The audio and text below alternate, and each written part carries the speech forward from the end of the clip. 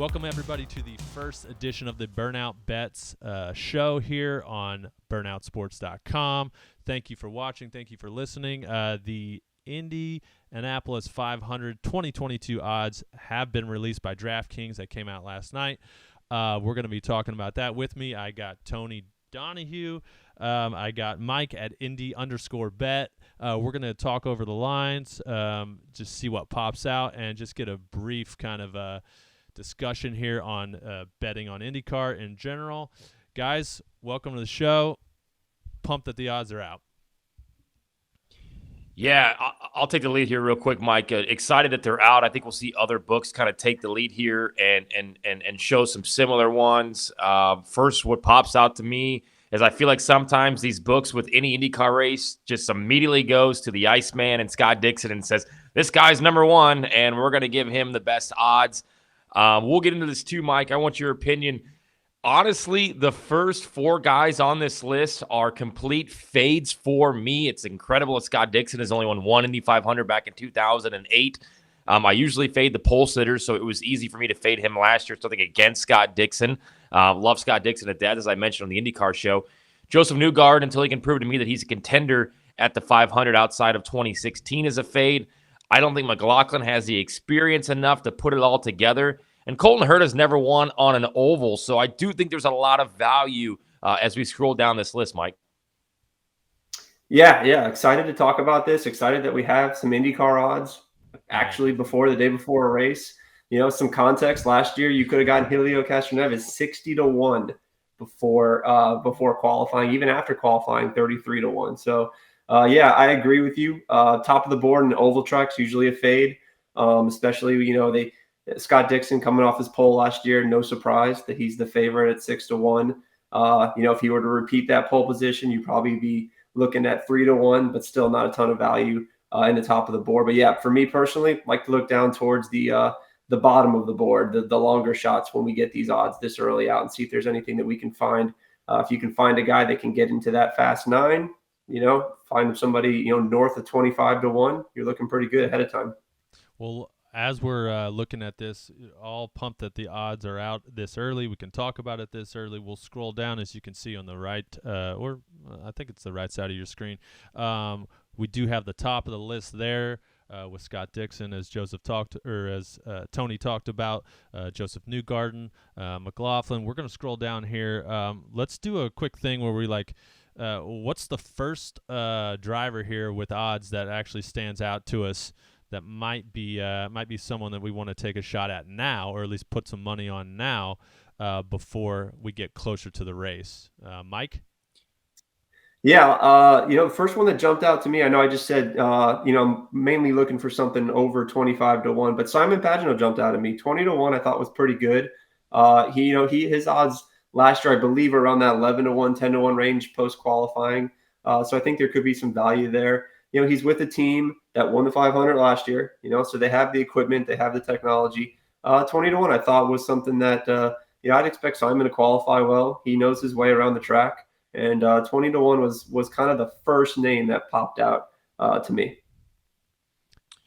Yeah, I think your winner is somewhere along the lines of Alex Palou on down at 16-1. I think he's clearly a guy that could win the race. He was in the hunt all last year. He qualified in the top 9 despite the accident on pole day.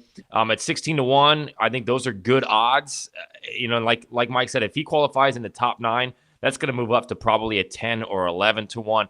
Simon Pagenaud was my preseason pick to win the Indianapolis 500. So getting him at 20-1 right now on the team that won the race last year, Pagenaud had the drive of the 500, moving all the way up to third from starting in the back. So I do like Simon Pagenaud with you there, Mike, at 20-1. Rinus VeeKay is a guy that led laps last year, just kind of faded late. If he can work on getting to the end of a race, I think he's got some good value there. But let's start with the two guys right there at 25-1. Takuma Sato has had two good runs to start the season with that Dale Coyne Rick Ware Racing entry that is always fast. Pietro Fittipaldi qualified 12th in that car last year. Sato's a guy that's going to be hungry for a third win at the 500. Marcus Ericsson has been Mr. Consistent. He just got his first oval podium. He ran okay at Indy last year, but again, he's in a Ganassi car. So I like some value right in there from about 16-1 all the way up to about 25-1 with Marcus Ericsson. I'm going to fade Tony Kanaan. I think it's just so tough to win the Indy 500 when it's your only race of the year. You've got probably a makeshift pit crew put together with guys coming over from different series, being the 5th car that Ganassi is going to enter. So guys like Sato, VK, Pagano, I think, like you said, Mike, have some great value right there. Yeah, I think. I'd agree. Go ahead, Mike. Go ahead. No, I agree. I think you hit the nail on the head. I did not know Pagano was your pick prior, so that makes me feel even better about that Pagano 20-1 bet. That might be something to take a dip on. But yeah, I think you hit the nail on the head. Curious to see what you guys think about Kirkwood after we all saw the video of him picking off about 20 guys in a half a lap at Texas. That was pretty surprising, and he might be somebody that's a little enticing there. I think 50-1, it's true odds. I probably would have pegged it like 100-1. So I think DraftKings I think we're getting a little bit of the early discount. They just want to take some money and see, where they want to move lines. But any thoughts on Kirkwood?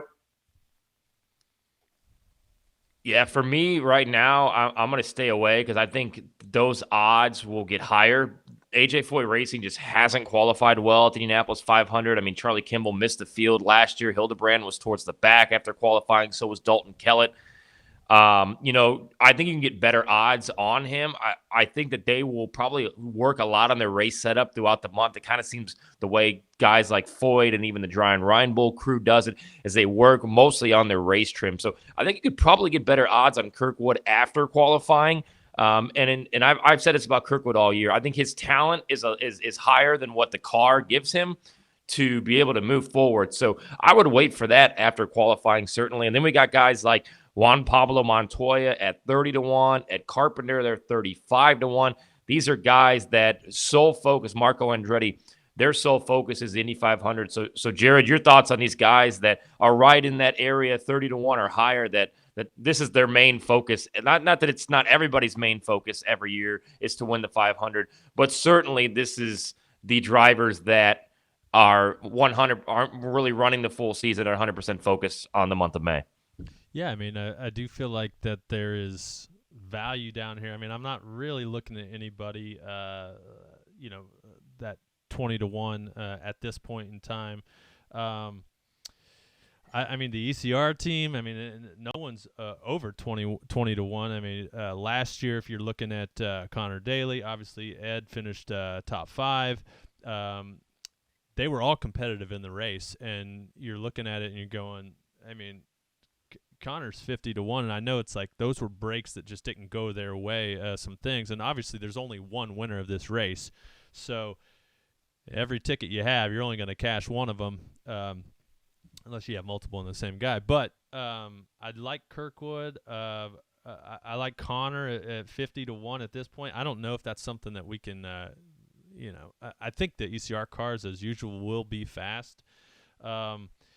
One of the ones that kind of snuck out to me after the Texas races, Jimmy Johnson. And I know that would be just crazy if he won the 500 in his first attempt, but it is a long race. He improved quite a bit in the Texas race, just on long stints, and I feel like you never know. I mean, I don't know if that's going to get better or worse, but that might be a flyer. Like 60-1, it's pretty good for a guy in top tier equipment, with Ganassi. Yeah, I probably got lucky last week that there wasn't a matchup bet for Jimmy on that oval, because I would have lost. I would have faded the heck out of Jimmy on his first oval in an Indy car, going, however many miles an hour more than he was in his NASCAR days. I think that number is cut significantly for Jimmy. I think last year we saw hundreds, 110, I believe. His top 5 last week obviously kind of cut that down, and I'm sure they expect to take some money on Jimmy. So Jimmy's a fade for me. I got to see more. I think Texas is a pretty easy oval to drive. I think I heard some comparisons on the broadcast of, turn 1 of Texas was pretty similar to Indianapolis turn 1. I don't agree with that. I think it's a whole different ball of wax when you're coming into turns 1 and 2 in IndyCar versus Texas. So I think Jimmy's going to be backing off that throttle. So, Jimmy's a fade for me, especially at 60-1. You want to entice me with 100 plus to 1. Sure, maybe for if he continues to improve. But yeah, you mentioned Ed Carpenter. I'm a sucker for Ed Carpenter. I've lost so much money on Ed Carpenter. I would love to see that guy win. Had him on some top fives last year. Always sprinkle in the win bets. I feel like he always has the worst luck at Indy. Always qualifies well. It just runs into some bad luck. I know he's been washed out by a couple wrecks in past years. So you could convince me to throw a couple bucks on Ed Carpenter as well down there. Well, let's talk about a guy like Alexander Rossi, who's right here, I believe, at 18-1. Just absolute terrible luck this year. Terrible luck last year. Was in contention for the 500. Really in 2020 before that pit road penalty. It always seems like something goes wrong for Rossi. Mike, Jared, is this a guy that we're waiting to see how he qualifies? Because that could go up to a 13 or a 12-1 if he's inside the top 9. But if the bad luck continues and he has a bad qualifying outing, I could see some good value on Rossi at 24-1, 25-1 if he qualifies mid-pack, because he is, regardless of the luck, always a hard charger at Indy. Yeah, I mean, I think Rossi should have. I think the verdict is out. I think he could go lower depending on how practice and qualifying does. But he's got to get his season turned around, I think, before anyone's picking him to win a race. I mean, that's what is probably, to me, is like, that's a tough look on playing Rossi. It's just I'd like to see him do something well, with the season so far. So I don't know, Mike. What's your thoughts on Rossi? Yeah, no interest there. Too low for me. He's a guy I look to target on some of the road courses later in the year where he has some good history at some of the tracks. Bad luck. The guy, like you said, something always goes wrong with him. So, maybe 25, 30-1 range, and then or somebody maybe I look to target in some matchups if he does qualify. I kind of hope he qualifies bad. And then you can get him in some matchups with some maybe some oval rookies, some mid-pack matchups when they release matchups more towards the start of the race. Let me ask you guys something. With betting, I mean, especially on the 500, how are you guys going about? I think this is just helpful to hopefully our people watching. How do you guys go about making your plays? Do you spread it out? Bunch of different picks? Are you picking half the field, or are you picking 5-6 drivers that you really like to win? Obviously, hopefully we'll get more matchup bets and different things like that. But just kind of, if you could talk about your process a little bit when you are making plays for the 500. I'll start real quick. Yeah, I can go. I'll just go back to last year. Elio Castroneves was 42-1 when I got him. I always look at who does well in that practice trim. How is your car in a tow? I know that a lot of people rely on no tow speeds to see where you're going to qualify at, but I'm not betting qualifying. You can't. So you bet the 500, right?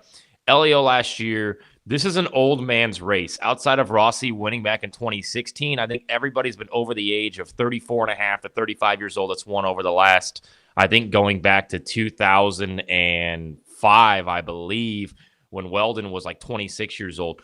I kind of look for somebody that I know can win, that I vision at the end of the day, like I definitely could see this happening. He knows how to get to the finish.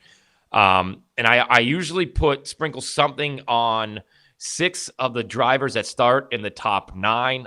Like last year I faded Kanan, Marcus Ericsson, and there was one other driver. I think Colton Herta, just because he simply hadn't put together an oval track race in his career. So I usually sprinkle about some money on 6 of the top 9. I look at the matchups. I'm a big matchup better there because you're picking straight up against somebody else. I do usually stay away mostly from putting big dollars on just somebody to straight up win. So I'll look for that top 3, that top 5, or the matchup for sure, Mike.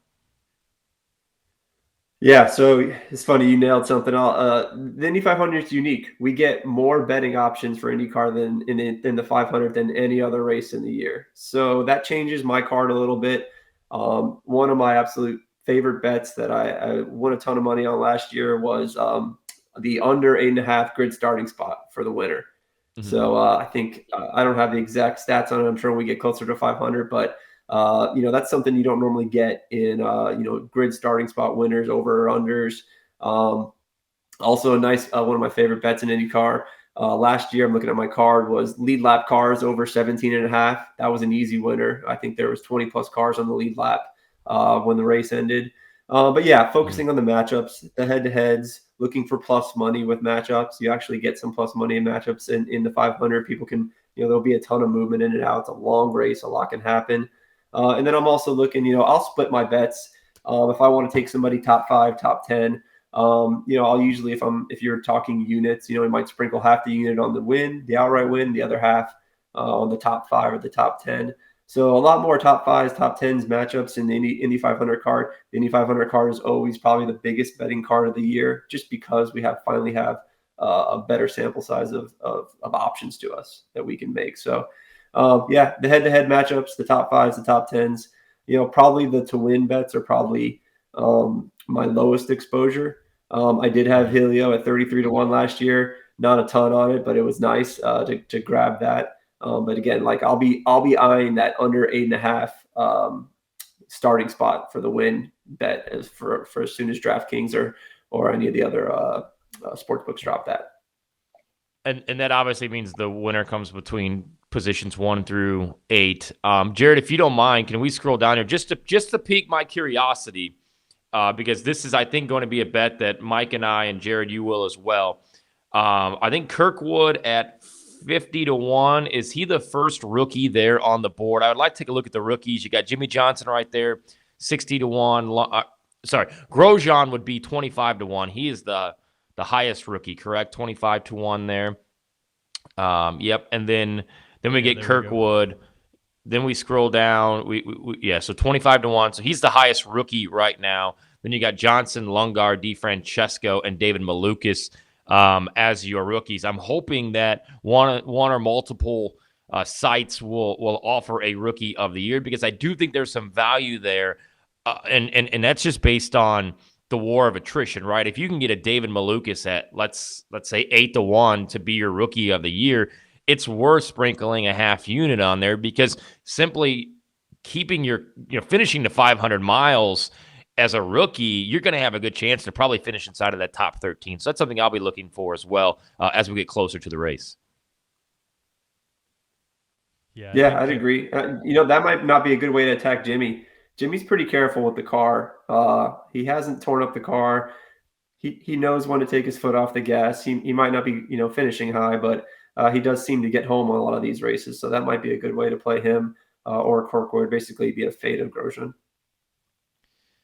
Yeah. I think I think with the rookies or just all the other bets that come in, ideally it's something that we can get in other IndyCar races as we hopefully more options come out. Last week at Texas, the only thing we got was straight to win, which is fine. A couple of our picks came through. We had New Garden sprinkled in on a few. I feel like on the regular IndyCar bets, if we're not getting matchup odds, I like to sprinkle kind of, a third of the field with people that I think can win. And usually if I can get 8 or 10 and hit or 8 or 10 plays, and then if I hit one of them, I'm paying for the whole kind of, the whole day with that one. But I want to get your guys' take on teams real quick before we go.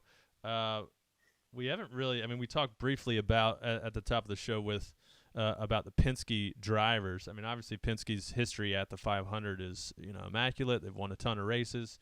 Of those Penske drivers, who do you think odds-wise, might be the best value at this point, or might be the better value later, leading up to the race?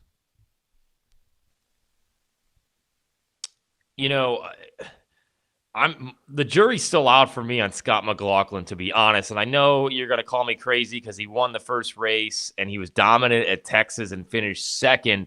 But he was I know it was his rookie year last year, but he wasn't impressive at Indy. Neither really were any of the Penske cars except for Simon Pagenaud's charge late. 8-1, I think you could probably get better odds simply just waiting on McLaughlin if that's what's going to be the pick. Again, Newgarden for me, he just seems like a guy that that just hangs around in 5th, 6th, 7th spot and brings home a 500 inside of the top 10. So maybe a top 10 bet for Joseph. And Will Power, again, had an awful Indy 500 last year. Started towards the back. At one point, didn't look like he was going to make the field. Brushes the wall in qualifying. So, right now, I'm just not really going to put my money on anybody Team Penske-wise this early. And there's always, Penske's down on the speed charts and they're sandbagging. Well, they kind of struggled throughout all of May last year. So right now, I see them as somebody that just kind of wait and see approach. I mean, I know McLaughlin was great at Texas, but he was good there last year. But still, I mean, this is different than anything else. This is 500 miles. This is 4 to 5 more pit stops than what you do in a normal race. That's 4 or 5 more chances for your pit crew to screw something up, which always happens to Will Power. It seems like something always goes wrong over 5, 6, 7 stops. That's 5 or 6 more opportunities for you to make a mistake as far as pit road speed, your in and out laps. So, I mean, if you said here's $100, put it on one of the 3 Penske drivers, I guess it would be Power at 12 to 1, just because he's won the 500, and I mean it's 12 to 1 compared to 7 to 1 and 8 to 1. Mike, 8 to 1 for McLaughlin's crazy. That is just purely based on 2 races. I wouldn't touch that with a 10-foot pole. If you follow me, if you follow my betting cards over the last couple of years, I post them all on Twitter. I'm a sucker for Will Power. I probably made the most money betting on Will Power. Maybe Scott Dixon top 3s are probably the biggest cash cow, but Will Power would be right behind that. Power is the only choice for me here. Newgarden's too short at 7 to 1. You can get him after qualifying at very close to that number. Power at 12 to 1 be the way I go. But yeah, I'd probably sit on all of them. Power, like you said, struggled last year to get in. Probably nothing to do right there. But if I'm going to go any direction, it's my boy Willie P. Yeah, that makes sense. Guys, I mean, I feel like we can wrap up here for this first show. If there's anything that you want to say before we leave, shoot it out. Well, let's do this. So we'll go around here, and Jared, we could start with you. Let's say I'm going to give you guys $33 a piece, right? You can bet 3 drivers right now here, end of March, before they've even tested, before anything's gone on at the track. I'm giving you $33 for each driver. You get to pick 3, which equals 99. What 3 drivers right now are you taking at $33 a piece? I guess I'm gonna go with. We talked last night. And I like Pelot at 16 to 1 as far as the longest odds, or the shortest odds of what I would be willing to make a play on. I like Graham Rahal. I feel like he continually gets better at Indy. He had a really good car last year, and then he had an unfortunate incident with with his tire in the pits. So I like him, and I mean, I'm probably going with Ed at 35 to 1. I see no reason why Ed shouldn't challenge for the pole and be up there, and maybe this year is the year that things work out in his favor. Mike, what do you think there? Like we said off the top, give me Pagano at 20 to 1. I think that's good value. So he'd be one of them. I agree with you. Ed would be another that I would throw. And then if for me, I'm scrolling down to the bottom there. I keep scrolling down. Connor jumps out at 50. Somebody. I'm looking for somebody who I think can qualify. In that top 9, and whose odds are going to significantly shrink. And I have some good value. I love Harvey. Harvey's always a fan. I'm a big fan of Harvey, but obviously, he struggled to start the year. So give me Pagano, give me Ed, give me Connor. Nice. Yeah. I like those. And somebody that we haven't even mentioned that I think at 18 to 1 is a complete fade for me is right there with Felix Rosenqvist. I mean, I like the guy. I think he's a talented driver. But he had a dismal month of May last year. He had a dismal month of May the year before, I guess month of August it was in 2020. He qualified on the pole and then just faded immediately on Sunday at Texas. So I'm with you, Mike. I'm going to go Pagano at 20-1. If you're giving me $33, why not? Somebody that I think for an entertainment standpoint and a free $33, give me Sato right there at 25-1. At least I know that I'm going to be having a blast watching that dude either carve through the field or move up towards the front. And then my last pick would be Ed Carpenter at 35-1. I mean, look, I'm a White Sox fan. I'm a Colts fan. I'm a Pacer fan. I've seen the White Sox and the Colts win. I don't think I'll ever see the Pacers win. So to complete the Mount Rushmore of what Tony wants to see would be Ed Carpenter win the 500. So at 35-1, well, he's going to qualify in the top 9 unless something disastrous happens. Then all of a sudden you're sitting there with a 35-1 card, and he's now 16 or 15-1. So definitely somebody I would get money in on early, because you know that those cars are going to be quick, and you know that number 33 car this year is going to be probably the top of the line when it comes to what the ECR stable puts out there for qualifying. Great. Well, guys, thanks so much for being on the show today. Just follow us at burnoutsports.com. This is Burnout Bets. I'm Jared. With me, Tony and Mike. Mike, you want to give everybody your handle just so they can follow you on the socials? Yeah, it's at Indy_bet on Twitter, Bet IndyCar.